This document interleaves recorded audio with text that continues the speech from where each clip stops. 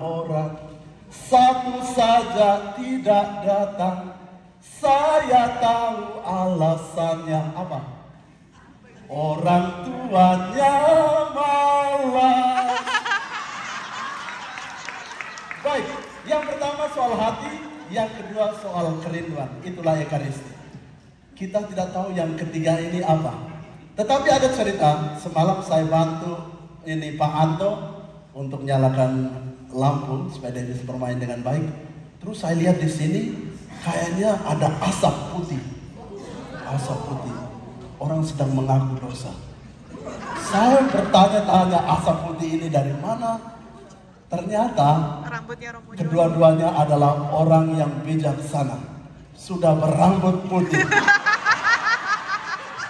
Dan karena itu saya mengundang Romo yang berambut putih ini, Romo Albertus Joni SCC.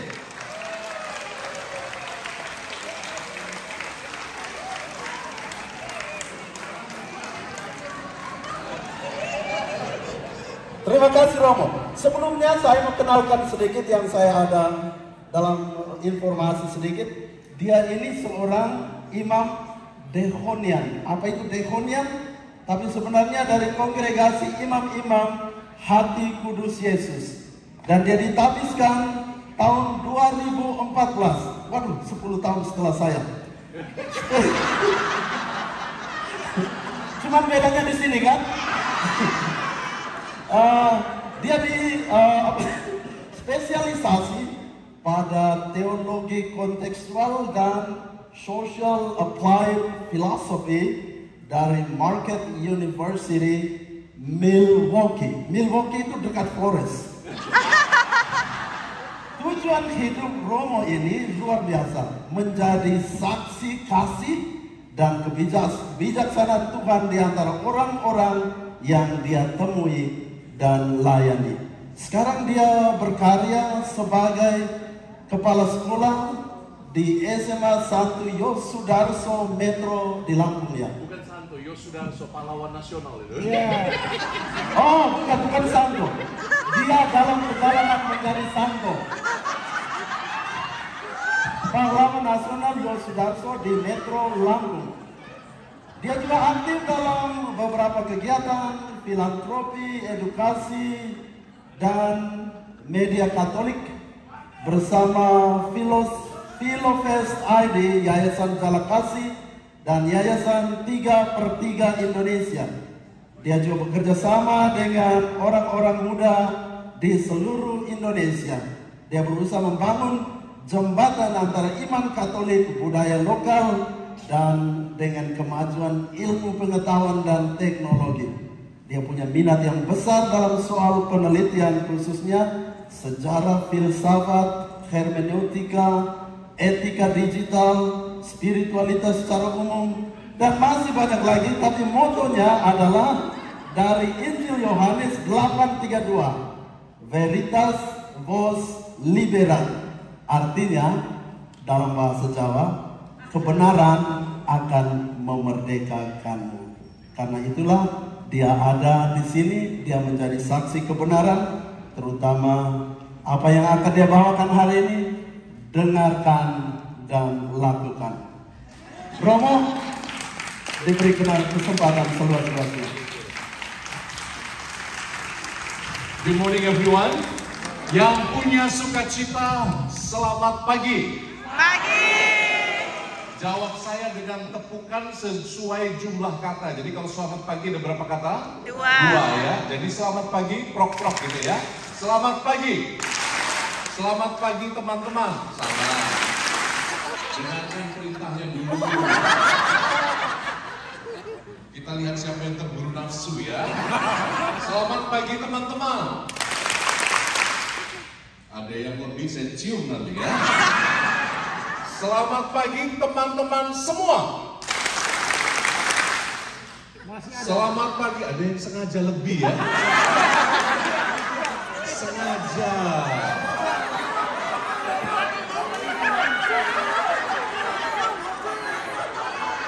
Kalau Anda wanita, saya senang. Kalau Anda pria.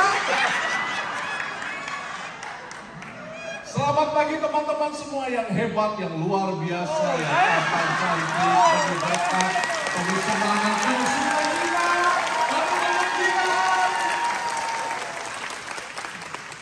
Hari ini adalah hari terakhir dari rangkaian Jambore. Menurut kesaksian beberapa sahabat, inilah Jambore terbaik sampai saat ini. Provinsial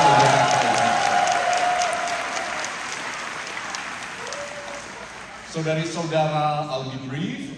Selama 20 menit ke depan, rute kita itu akan mendalami tema berakar dalam sukacita yang sejati. Berakar, bertumbuh, dan berbuah limpah. Karena rupa-rupanya Romo melihat, sepertinya 3 hari ini Anda benar-benar lepas, bebas dari masalah. Yang sebelumnya merengut, sekarang menjadi gampang tertawa. Yang sebelumnya banyak kerut-kerut, setelah KKI selesai seperti baru suntik botox. Kencang semua. Jadi Romo melihat rupa-rupanya ini karunia yang makin dibutuhkan di zaman modern. Karunia roh sukacita. Maka pertanyaannya, bagaimana kita berakar, bertumbuh, dan berbuah limpah dalam roh sukacita itu. Jadi kita akan mulai dengan melengkapi pertanyaan Romo. Jadi Anda silahkan, para suami angkat tangan. Yang para suami yang merasa punya istri angkat tangan. Suami Romo. No, you are jomblo like me. Oke, yang suami angkat tangan. Romo akan keliling. Suami-suami Anda yang diberkati dengan sakramen perkawinan menjadi suami. Oke. Yang membawa istrinya di Jambore ini, angkat tangan. Wah, ini bapak-bapak baik. Oke, saya tanya, semakin istri Anda tua, semakin ia cantik.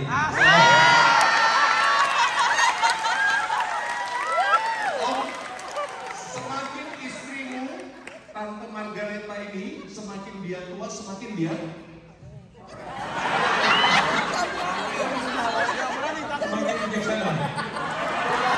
semakin cantik, semakin bijaksana. Satu lagi, suami ya, istrimu mana? Oke, semakin istrimu bertambah usia, dia semakin dewasa. Wah, ini sindrom bapak-bapak, tidak berani jujur.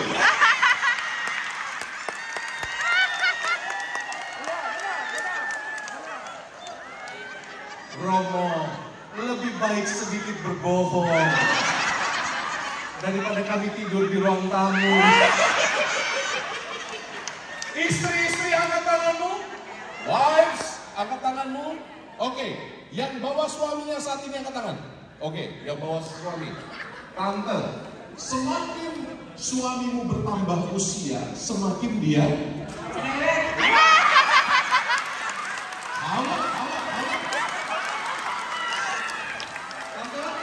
semakin suamimu bertambah tua, dia semakin bawel, cerewet, bawel. Satu lagi, istri-istri, semakin suamimu tua, dia semakin rambutnya putih. Kalau itu sih sudah kodrat ya. Kamu mau menghina saya? Lihat bedanya laki-laki, para suami dan ibu-ibu. Lihat bedanya. Memang wanita lebih berkuasa dalam. Terakhir, semakin Romo pendamping KKI Anda tua, semakin Romo KKI Anda tua,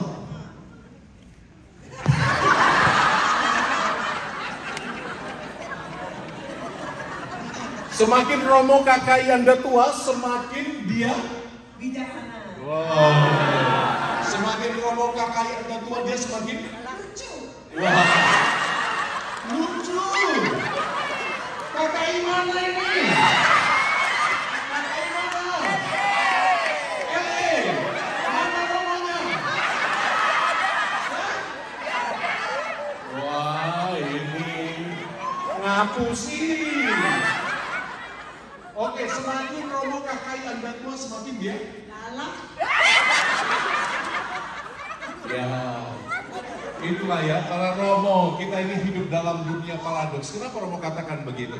Karena Anda melihat betapa kita semakin tua mestinya makin bijaksana, semakin matang, semakin dewasa.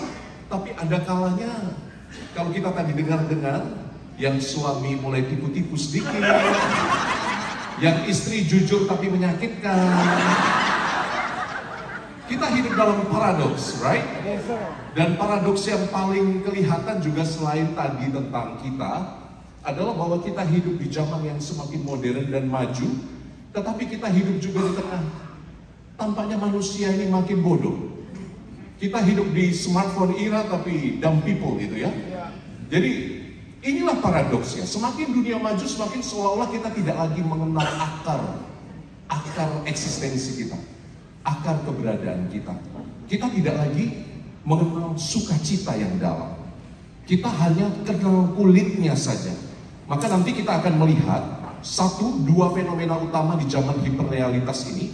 Dan yang kedua, bagaimana caranya supaya hidupku berakar, bertumbuh, dan berbuah limpah dalam roh sukacita. Oke, saya akan mulai dengan yang pertama. Tantangan sains dan teknologi di zaman ini sangat besar. Jadi kita manusia seringkali hidup dalam ilusi bahwa kita mampu mengendalikan semua hal di luar diri kita, bukan? Kita bisa mengendalikan cuaca. Kalau kekeringan, kita tebar garam di awan lalu turun hujan. Luar biasa, loh. Di Indonesia lebih luar biasa lagi. Pawang hujan. Di Indonesia itu pakai cabai sama celana dalam, taruh di atas atap. Benar kan? Pelaku. Jadi kita berpikir seolah-olah kita sudah mampu mengendalikan semua hal, termasuk cuaca, termasuk alam. Dan itu betul.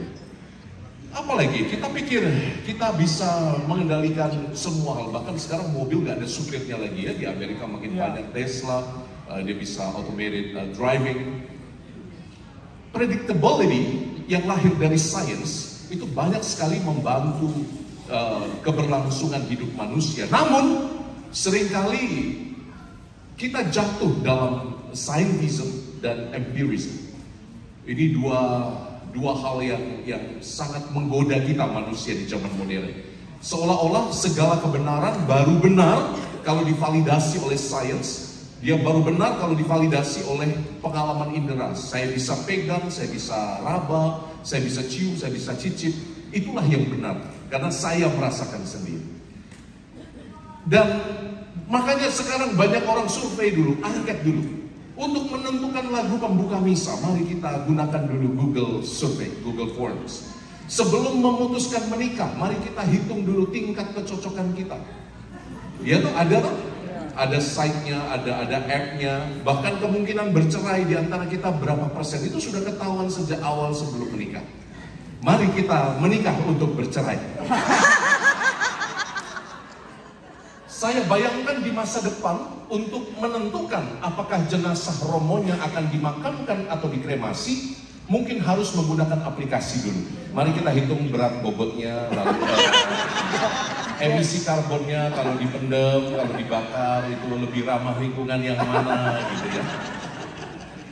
Saya sudah membuat pesan video setiap ulang tahun Romo menyiapkan kematian. Jadi saya buat video, saya rekam, halo Bapak Uskup, terima kasih sudah datang ke pemakaman saya. Saya berterima kasih kepada yang gotong peti saya, maaf sedikit berat. Dan ya saya buat itu tiap tahun, tiap hari ulang tahun di malam hari saya rekam video. Saya minta supaya petinya kalau boleh dan tidak merepotkan diberdirikan saja, jangan tidur. Kacamata hitam, posenya sarangeo.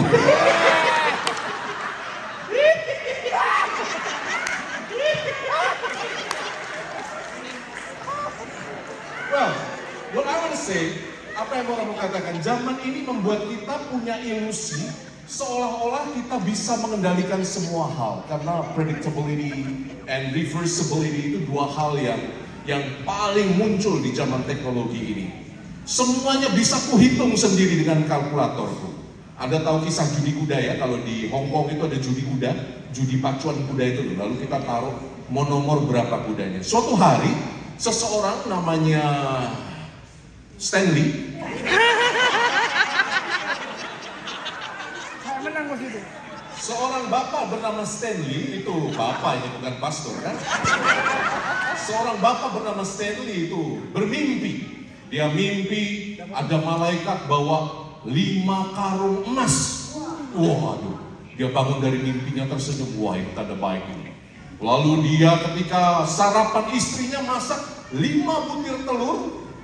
Ketika dia baca koran tanggal 5 bulan 5. Wah, ini tanda baik, kata si Stanley. Lalu Stanley pergi ke pacuan kuda. Dia tarik $5.000 dan tiba-tiba dia lihat nama salah satu kuda yang berpacu. 5 angels namanya. 5 malaikat. Pasti ini sudah tanda dari Tuhan. Pasti menang. Semua di genggaman tanganku. Dan benar saja, 5 angels kuda tadi berakhir di urutan kelima.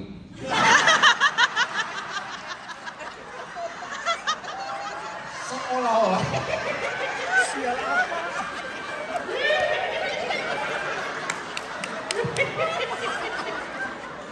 kita kadang-kadang udah yakin benar dengan kalkulator kita itu. Padahal apa hubungannya mimpi dengan 5 telur tanggal 5 bulan 5? Kan kita yang karang-karang sendiri, kita hitung sendiri, kita yakin sendiri. Dan akhirnya betul mudanya di urutan ke.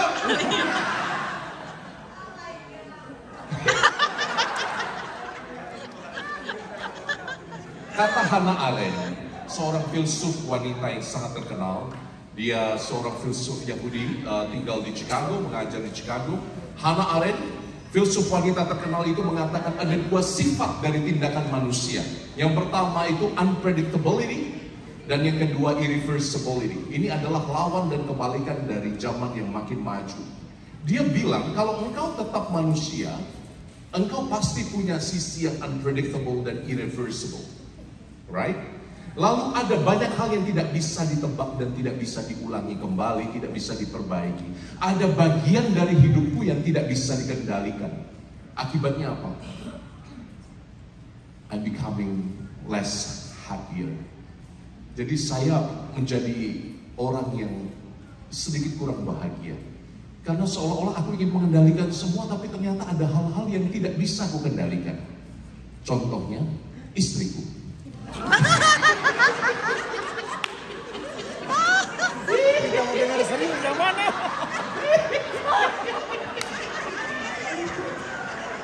Akibatnya apa? Iya, ya banyak hal. Bukan cuma istri, suami juga kadang-kadang susah dikendalikan. Betul ibu-ibu? Betul?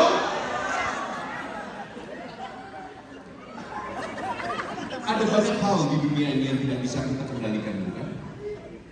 COVID-19 membuat kita menjadi pribadi yang lebih bijaksana ya, tahun-tahun belakangan ya. COVID-19 is truly unpredictable. Dan itu apa lagi? Kita kemanusiaan yang sudah bisa terbang ke Mars itu kalah dengan satu barang kecil yang tidak kelihatan. Saya sebagai imam ingat waktu itu saya tugas di Palembang untuk beberapa saat pulang dari Amerika ketika Delta masuk, varian Delta masuk ke Indonesia. Yang sampai ambulan berjajar-jajar, peti jenazah berjajar-jajar, kamar jenazah tidak cukup. Romo-romo diperintahkan oleh uskup tidak boleh memberi minyak suci, diperintahkan. Karena risikonya terlalu besar untuk romo-romo waktu itu. Tapi apa daya hatiku? Umatnya video call pakai apa itu namanya? Ventilator. Omo. Bukan homo, romo. Romo gitu. Lalu hati gembala mana yang tidak tersentuh ya? Akhirnya karena saya tinggal di paroki, di sebelahnya langsung rumah sakit, model misi zaman dulu, pastoran, rumah sakit, sekolah biasanya kan. Lalu saya nekatlah. Saya bilang sama pastor kepala, saya harus pergi, saya tidak tega. Nanti Bapak pastor yang omong sama uskup, saya kalau kena marah juga nggak apa-apa, yang penting saya menolong, memberi minyak suci. Jadi saya putuskan masuk, ada perawat yang cukup berani. Nah Romo itu nggak ada APD-nya, ukurannya nggak ada. Itu safety apa itu? Daster. Jadi Romo tahu apa yang terjadi, saya dikasih baju apa spray operasi itu. Pakai spray operasi yang warna hijau itu tahu ya, dibuntel 3 lapis, ininya ditutup pakai karet, pakai gloves, semuanya ditutup pakai goggle, masih pakai helm lagi. Dan yang paling menyesakkan hati adalah perawat yang menemani saya besarnya tidak kalah dengan saya. Karena spray operasinya di tempat saya, dia pakai spray untuk itu loh, bed anak-anak itu yang warna pink. Jadi kita kayak lala, oh, kita kayak Teletubbies berdua. Masuk ke kamar pengakuan, saya cuma berdoa dalam hati, Tuhan Yesus, kasihanlah hamba-Mu. Jangan sampai pemandangan ini menjadi pemandangan yang terakhir mereka. Betapa menggembirakan. Nyawaku diambil oleh Teletubbies. Tapi, it happened. Jadi, pada saat itu saya berkata pada diri saya, well, ini adalah bagian dari kemanusiaan yang tidak tertebak, dan ini kadang-kadang membuat kita bergulai dan tidak bahagia kadang-kadang. Lalu masalah yang kedua, selain bahwa kita tidak bisa mengendalikan segala sesuatu sehingga kita merasa kurang bahagia, yang kedua adalah adanya keterceraian antara doktrin dan realitas. Gereja kita ini seringkali membuat kita tidak bahagia sebagai KKI terutama ya. Oke, Romo boleh belak-belakan nggak? Boleh nggak? Ya, saya 4 tahun tinggal di Amerika, kenal dengan beberapa KKI. Masalahnya selalu sama. Apa coba? Hah? Gampang tersinggung. Nah, gitu. Bener nggak? Enggak ya? Tapi tidak di KKI saya, Romo. KKI yang itu. Kita ini seolah-olah ada keterceraian antara ajaran dengan praktik hidup. Dan itu yang membuat banyak orang muda termehek-mehek dengan gereja Katolik saat ini. Betul ya? Kecewa. Ajarannya kasih. Kau ditampar pipi kananmu, berikan pipi kiri. Kita tes. Kalau kau diminta berjalan 1 mil, berjalan 2. Kalau kau diminta bajumu, berikan jubahmu. Jadi ini luar biasa. Saya mabuk. Saya pikir realitas gereja kita seperti inilah. Gereja kita itu kumpulan orang-orang yang lemah, bukan kumpulan orang-orang yang sudah suci. Dan kadang-kadang kita gagal untuk memahami realitas ini. Santo Agustinus dari Hippo, pelindung para playboy. Santo Agustinus ini dulu penganut Manikeisme, aliran filsafat yang menikmati hidup. Jadi dia kawin-mawin di mana-mana tanpa ikatan pernikahan, dia kawin di mana-mana. Wah, happy hidupnya. Enjoy your life pokoknya motonya sebelum dia bertobat. Tapi kemudian dia bertobat setelah punya anak tentu saja, namanya Adiodatus. Kemudian Santo Agustinus menjadi uskup, dipilih menjadi uskup Hippo dan menjadi seorang santo yang luar biasa besar, menulis banyak ajaran gereja yang indah. Ini santo pelindung yang paling saya suka karena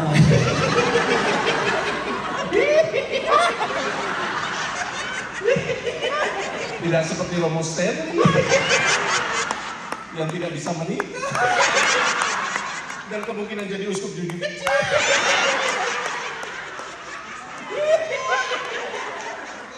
Jadi Santo Agustin dari Hippo bilang apa?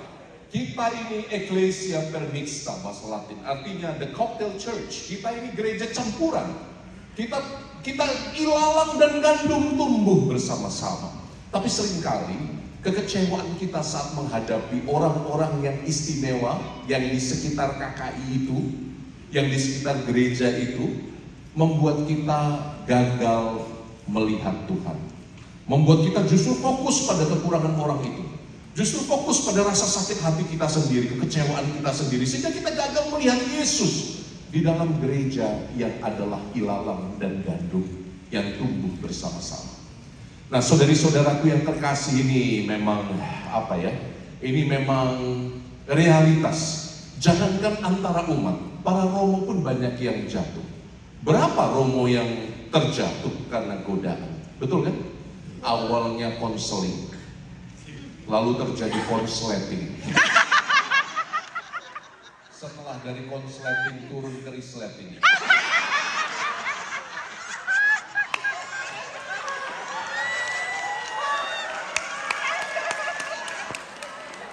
Habis dari resleting, blending. Habis itu pening. Aduh. Romo-romo umat juga sama. Kemarin saya lihat waktu kita lomba apa itu, game yang terakhir itu ya. Game yang terakhir yang tarik-tarik kolor itu ya. Ingat?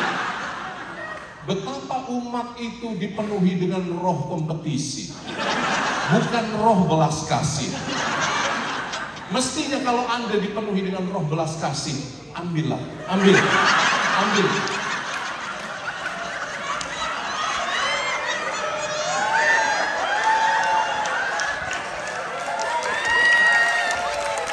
Yang juara-juara itu jangan bangga ya. Anda berbahagia di atas penderitaan orang lain. Kemarin saya kasihan dengan Suster Rosa. Kenapa Suster Rosa? Suster Rosa itu pakai rok. Lalu saya bilang, Suster kok tidak usah ikut Suster. Nanti bandananya itu, orang pikir rokmu itu bandana. Kalau rok Suster sampai ditarik, nanti ada penampakan. Kacau. Apa yang Romo mau sampaikan? Kadang-kadang kita tergoda untuk apa? Kita tergoda dengan realitas yang menyakitkan sehingga kita tidak bisa move on. Kita tidak bisa maju ke depan. Dan kadang-kadang kita seperti hopeless, gereja saja begini, bagaimana dengan yang lain? Jadi ada banyak hal untuk merasa tidak bersuka cita teman-teman. Tapi mari kita lihat, lalu bagaimana? Lalu bagaimana? Kemana kita harus pergi supaya saya bisa bertumbuh, berakar, berbuah limpah dalam roh sukacita? Jawabannya sederhana. Intimacy dengan Yesus Kristus. Perjumpaan personal dengan Yesus Kristus. Sesuai tema kita, kan? Kita bicara dari kemarin tentang Ekaristi. Tujuannya apa sih? Bukan supaya Anda itu nangis-nangis di depan sakramen Maha Kudus. No, that's not the point. The point itu supaya you punya intimacy yang dalam. Perjumpaan pribadi dari hati ke hati dengan Yesus. Dan ini yang orang banyak luput. Ini yang orang banyak lupa. Perjumpaan dari hati ke hati. Saya itu Romo SCY ya. SCY itu singkatannya bukan Serikat Cowok Jomblo, bukan suka cari janda. SCY ini singkatannya Sacerdotes Cordis Jesu, imam-imam hati kudus Yesus. Jadi dari semua Romo ini, yang paling romantis itu kami. Romo-Romo SCY. SCY itu dilatih untuk adorasi 1 jam sehari. Kalau sempat. Jadi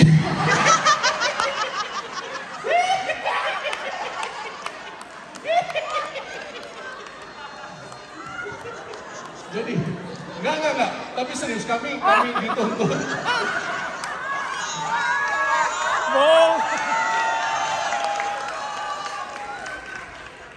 Kalian ini nggak lihat saya kemarin setia adorasi di depan itu, di pojok itu.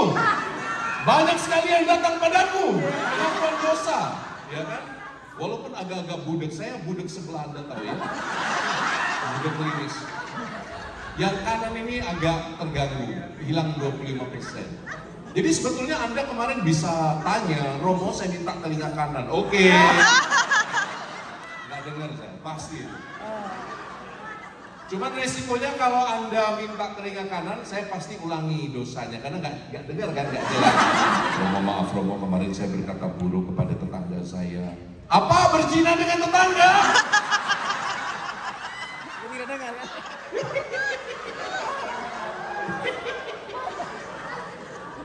Saudari-saudaraku, mari kita buka Markus bab 5 ayat 21 sampai 43. Injil Markus bab 5 ayat 21 sampai 43. Injil Markus bab 5, buka Alkitabnya. Gak bawa Alkitab, gak bawa kitab suci, HP suci keluarkan. Injil Markus bab 5 ayat 21 sampai 43.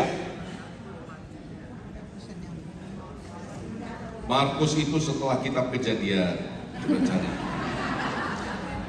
Markus bab 5 ayat 21 sampai 43. Ini pasti Anda sudah tahu kisahnya. Kita baca cepat saja ya, karena waktu Romo terbatas. Sesudah Yesus menyeberang lagi dengan perahu, orang banyak berbondong-bondong datang lalu mengerumuni dia. Ia sedang berada di tepi danau. Datanglah seorang kepala rumah ibadat bernama Yairus. Ketika ia melihat Yesus, tersungkurlah ia di depan kakinya dan memohon dengan sangat, "Anakku perempuan sedang sakit hampir mati. Datanglah kiranya dan letakkan tanganmu supaya ia selamat dan tetap hidup." Singkat kata, Yesus pergi ke rumah Yairus. Orang banyak berbondong-bondong, tapi tiba-tiba ada satu cerita yang nongol yang sama sekali baru. Perikopa ini disebut sebagai sandwich Santo Markus atau roti lapis Santo Markus. Ini dua cerita di blend jadi satu. Maka ini seringkali disebut sebagai roti lapis Santo Markus. Anda lihat ya, yang pertama permohonannya Yairus, anaknya hampir mati. Tiba-tiba datang cerita kedua, perempuan yang sakit pendarahan. Nah, sekarang tugas Anda lihat berapa tahun dia sakit pendarahan. Baca. Kok tahu? Iya, ayat 25 ya. Berapa tahun dia sakit pendarahan? 12 tahun. Catat angkanya. Oke? Karena nanti akan muncul lagi angka 12 ini. Apa yang terjadi dengan perempuan itu? Habis hartanya, sakitnya nggak sembuh-sembuh. Dia bayar banyak dokter dan tabib, tapi nggak membaik. Lalu dia bilang apa? Asal ku jamah saja. Asal ku jamah saja. Jubahnya, maka aku akan sembuh. Lalu wanita ini menjamah jubah Yesus. Dan dari sini tradisi memegang jubah Romo ketika adorasi itu ada. Karena ini, betul, karena cerita ini. Kemarin ada yang pegang jubah Romo nggak? Atau pegang ini ya? Ada? Hah? Nggak berani pegang paha Romo. Itu Anda tidak akan sembuh.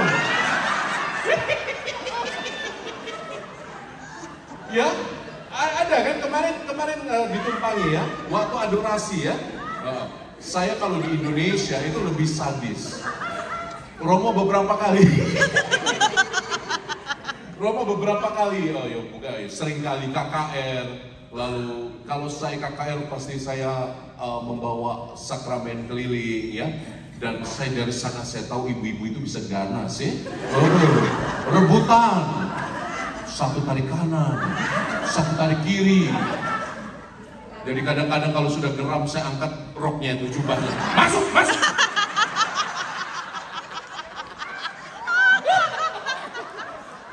Apa yang terjadi dengan wanita pendarahan itu? Dia sembuh. Dia sembuh. Lalu lihat, Yesus ditertawakan. Yesus tanya, siapa yang menjamah aku? Lalu para murid bilang apa? Tuhan, kau lihat semua orang ini berdesak-desakan dan kau tanya siapa yang menyentuh engkau? Semua menyentuh engkau Tuhan. Yesus diketawain. Catat. Ini nanti akan muncul lagi. Yesus ditertawakan. Lalu ketika di rumah Yairus, belum sampai rumahnya, rombongan itu sudah datang dan mengatakan apa? Anakmu sudah mati. Gak perlu nyusahkan guru lagi. Anda lihat apa jawab Yesus di situ? Ayat 36. Yesus tidak menghiraukan. Kita baca bareng-bareng yuk. Tetapi ayat 36, baca yang lantang. 1, 2, 3. Tetapi Yesus tidak menghiraukan perkataan mereka dan mereka Jangan takut, percaya saja.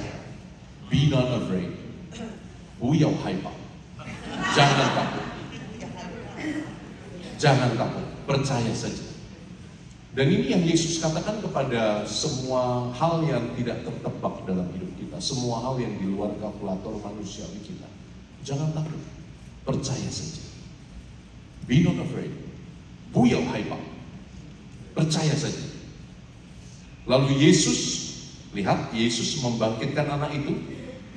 Dipegangnya tangan anak itu dan berkata, Talita kum, yang berkata, aku berkata, bangunlah. Romo-romo, ini mantra yang sangat bagus, romo-romo. Kalau Anda mulai homili, para romo, dan melihat umat Anda mulai Talita kum, bangunlah artinya ya. Seketika itu juga anak itu bangkit berdiri berjalan sebab umurnya sudah 12 tahun. Berapa tahun umurnya? 12 tahun. Lihat ya, jadi Yesus diketawain 2 kali. Anak ini umur 12, tadi perempuan itu 12 tahun sakit pendarahan. Jadi dalam alfabet Yahudi, dia tidak ABCD seperti kita. Pakai angka dia, 1, 2, 3, 4, 5. Dan masing-masing angka itu punya ada penandanya.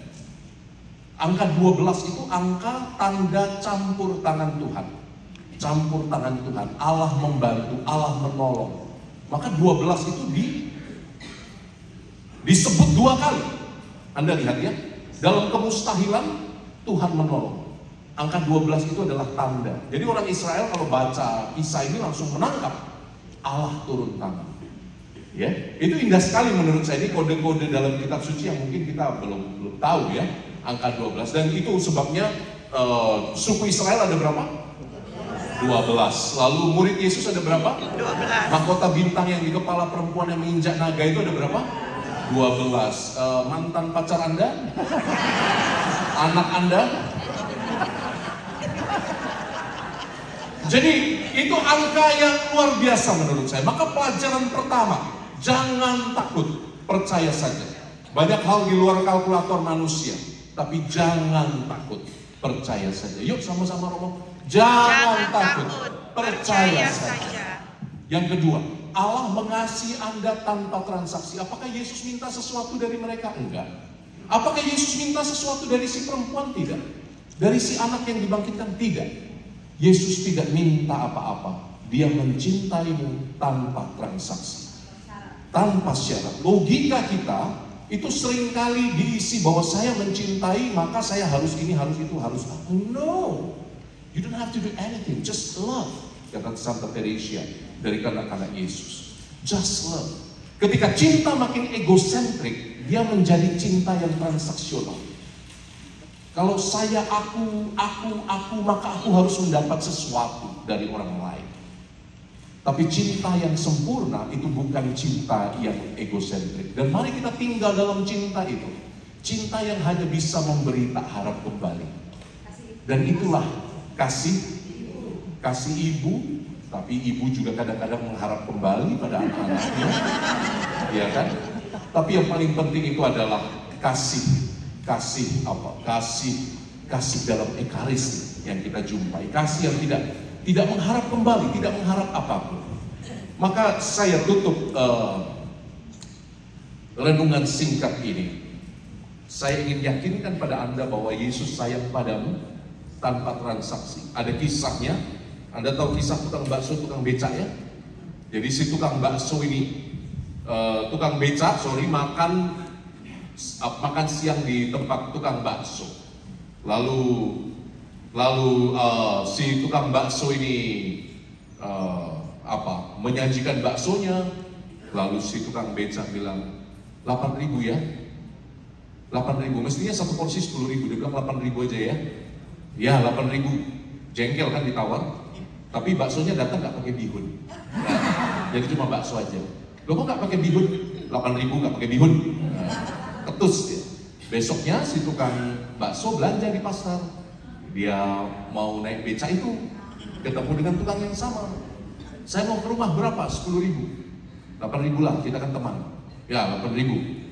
Nah, dia masih dendam itu, si tukang becaknya itu ya. Jadi di kayunya kencang-kencang, pas pengkolan itu, woi dikebutnya, hampir terguling becaknya.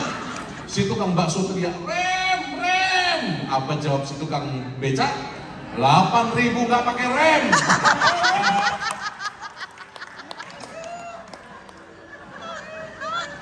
Semoga Anda ingat dua hal ini. Satu, jangan takut, percaya saja. Banyak hal yang tidak tertebak dalam hidup kita.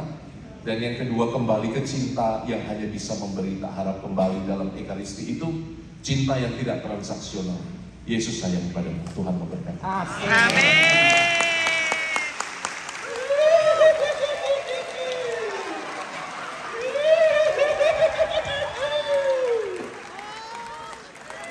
Pasti teman-teman semua ingat ketawanya. Romo Ferry, mana Romo Ferry? Romo Ferry bilang dia akan membuat lagu dengan judul Baik, terima kasih Romo Albertus Tony sekali lagi.